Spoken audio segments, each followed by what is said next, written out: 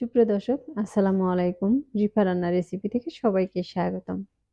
আজ আমি আপনাদের মাঝে শেয়ার করব ঝাল ঝাল পুলি পিঠার রেসিপি। এই রেসিপিটি বানাতে কিন্তু উপকরণও খুব বেশি লাগে না। ঘরে থাকা মাত্র কয়েকটি উপকরণ দিয়েই বানিয়ে নিতে পারবেন। আশা করছি আমার আজকের এই রেসিপিটিও আপনাদের কাছে খুবই ভালো লাগবে। আর রেসিপি ভালো লাগলে ভিডিওতে অবশ্যই একটি লাইক দিয়ে শেয়ার করে দিবেন। আর আমার চ্যানেলটি এখনো সাবস্ক্রাইব করে না থাকলে চ্যানেলটি সাবস্ক্রাইব করার অনুরোধ রইল। তাহলে আর কথা না বাড়িয়ে চলুন রেসিপিটি দেখে নিই। আজকের এই রেসিপিটি বানানোর জন্য দিয়ে দিচ্ছি প্রথমে কড়াইতে তেলটা কিছুটা গরম করে তার মধ্যে দিয়ে দিচ্ছি আস্ত জিরা। জিরাটাকে কয়েক সেকেন্ডের মতো ফুটিয়ে নিয়েছি। এখন দিয়ে দিচ্ছি একটি পেঁয়াজ কুচি। পেঁয়াজটাকে তেলের সাথে নেড়েচেড়ে একটু ভেজে নেব। পেঁয়াজটাকে কিছুক্ষণ ভেজে নিয়েছি। এখন এর মধ্যে দিয়ে দিচ্ছি কাঁচা মরিচ কুচি। ঝালটা আপনারা আপনাদের পছন্দ অনুযায়ী দিয়ে দিতে পারেন। এবার এই মরিচটাকে আমি পেঁয়াজের সাথে একটু ভেজে নিয়েছি। আমার এগুলো ভাজা হয়ে গেছে। এখন এর মাঝে দিয়ে দিচ্ছি কেটে রাখা আলু, গাজর আর কিছুটা ধনিয়া পাতা। আমি আলুগুলো কিন্তু এরকম করে ছোট ছোট ঝুরি করে নিয়েছি। এবার এই পেঁয়াজের সাথে নেড়েচেড়ে একটু মিশিয়ে নিচ্ছি। এখন দিয়ে দিচ্ছি হাফ চা চামচ লবণ, কোয়ার্টার চা চামচ হলুদের গুঁড়া, ভাজা মশলার গুঁড়া হাফ চা চামচ আর লাল মরিচের গুঁড়া ১ চা চামচ। এই শুকনো উপকরণগুলোকে আমি আলু আর গাজরের সাথে আবারও নেড়েচেড়ে মিশিয়ে নিচ্ছি। এগুলো একটু ভালোভাবে মিশিয়ে নিতে হবে।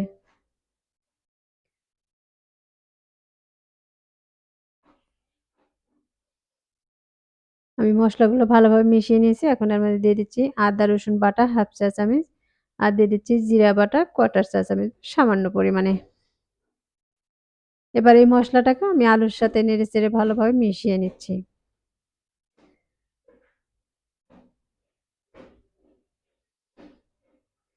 এবার এটাকে ৪ থেকে ৫ মিনিটের মতো ভেজে নিব। আমরা যেভাবে ভাজিটা করি সেরকম করে কিন্তু এটাকে ভেজে নিতে হবে।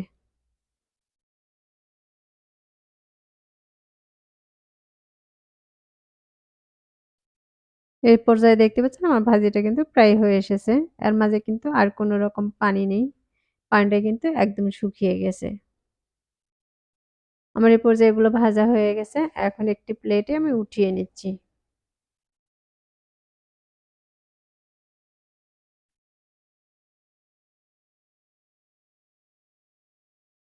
আমি সবগুলো উঠিয়ে নিয়েছি। এখানে আমি আরেকটি কড়াই বসিয়ে দিয়েছি। আর এর মাঝে দিয়ে দিচ্ছি আমি ২ কাপ মতো পানি। এখন এই পানির মাঝে দিয়ে দিচ্ছি আমি হাফ চা চামচ লবণ। আর এই পানিটাকে আমি কিছুক্ষণ জাল করে এরকম করে ফুটিয়ে নিয়েছি। পানিটা যখন এরকম ফুটতে শুরু করবে তখন এর মাঝে দিয়ে দিচ্ছি আমি চালের গুঁড়ি ১ কাপ পরিমাণে। আর তার সাথে দিয়ে দিচ্ছি আমি আটা ১ কাপ পরিমাণে। আমরা রেগুলার যে রুটি বানাই সে আটাটাই আমি এখানে দিয়েছি। এবার ১ থেকে ২ মিনিটের মতো এভাবে ঢাকনা দিয়ে ঢেকে রাখবো। তাহলে আটাটা কিন্তু খুব ভালোভাবে সেদ্ধ হয়ে যাবে। আমি ঢাকনাটাকে উঠিয়ে নিচ্ছি আর দেখতেই পাচ্ছেন এই আটার উপরে কিন্তু পানিটা বলক উঠেছে। এবার এগুলোকে একটু নেড়েচেড়ে মিশিয়ে নিব।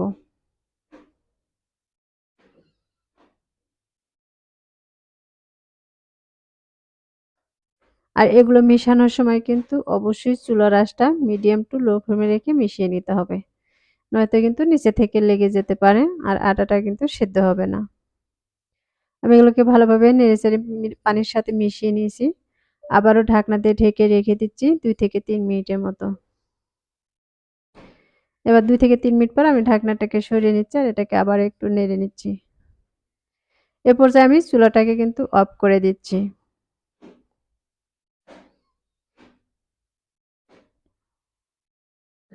এখন এটাকে আরো কিছুক্ষণের জন্য ঢাকনা দিয়ে ঢেকে একটু ঠান্ডা করে নিব।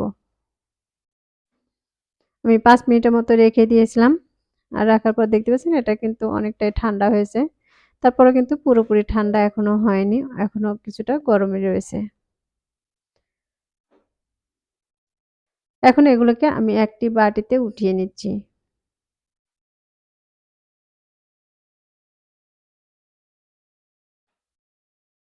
এবার এই আটাটাকে আমি হাত দিয়ে ভালোভাবে মথে নিব। আটাটা কিন্তু একটু ঝরঝরে হয়েছে।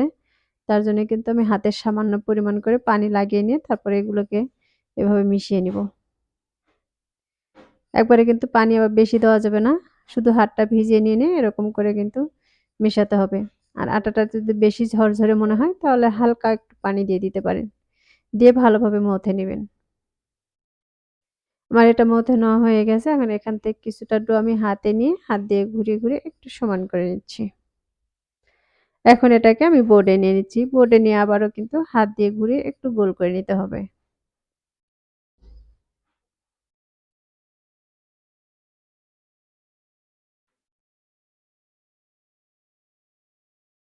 আমি এটাকে ভালোভাবে গোল করে নিয়েছি আর হাত দিয়ে চেপে একটু চ্যাপ্টা করে নিচ্ছি।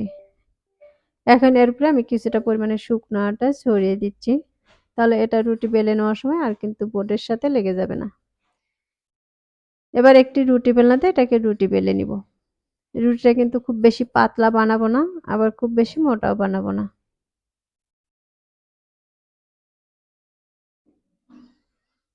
আর এই পিঠাটা তৈরি করার জন্য আমি এরকম একটি ছাঁচ ব্যবহার করেছি। আপনারা চাইলে কিন্তু এটা হাত দিয়েও বানায় নিতে পারেন।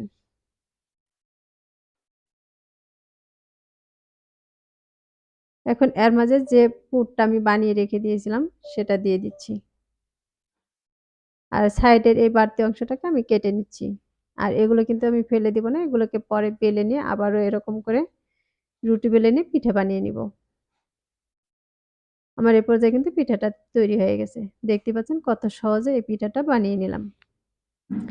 আর এই একইভাবে কিন্তু সবগুলো পিঠা আমি এখানে বানিয়ে নিয়েছি। আমার সবগুলো পিঠা বানানো হয়ে গেছে। এখন এগুলো সাইডে রেখে দিচ্ছি। এখানে আমি আরেকটি বাটি নিয়েছি।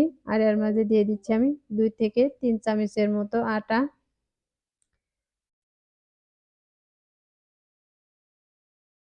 এখন এর মাঝে দিয়ে দিচ্ছি আমি সামান্য পরিমাণে ধনিয়া পাতা কুচি আর দিয়ে দিচ্ছি স্বাদ মতো লবণ। এবার পানি দিয়ে এটাকে আমি পাতলা একটি ব্যাটার বানিয়ে নিব। একটি চামচ দিয়ে আমি এগুলোকে খুব ভালোভাবে মিশিয়ে নিচ্ছি। আমার এগুলো খুব ভালোভাবে মেশানো হয়ে গেছে। এখন আমি যে পিঠাটা বানিয়ে রেখেছি সেই পিঠাটাকে আমি এক করে এর মাঝে দিয়ে একটু কোট করে নিব। তাহলে এগুলো ভাজার সময় আর কিন্তু এর মুখটা খুলে যাবে না।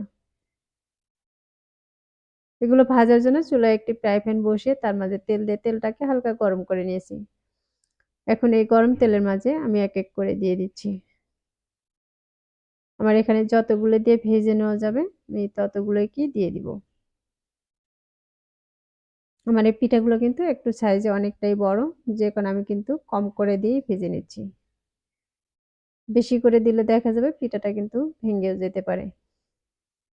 আর যখন এগুলো নিচ থেকে এরকম কালার চলে আসবে তখন এগুলোকে উল্টিয়ে নিব। এগুলোকে আমি ৩ থেকে ৪ মিনিটের মতো উল্টিয়ে পাল্টিয়ে ভেজে নিব। আর দুপাশে কিন্তু খুব সুন্দর কালার করে ভেজে নিতে হবে। তাহলে পিঠাগুলো কিন্তু খুবই মুচমুচে হবে।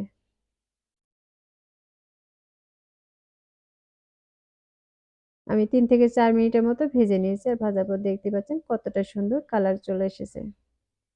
আমার এগুলো ভাজা হয়ে গেছে। এখন একটি ছাঁকনিতে এগুলোকে তেল ঝরিয়ে উঠিয়ে নিচ্ছি।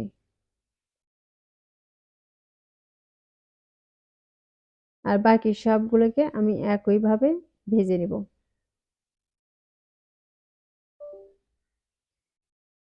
আমি সবগুলো পিঠা ভেজে এখানে উঠিয়ে নিয়েছি।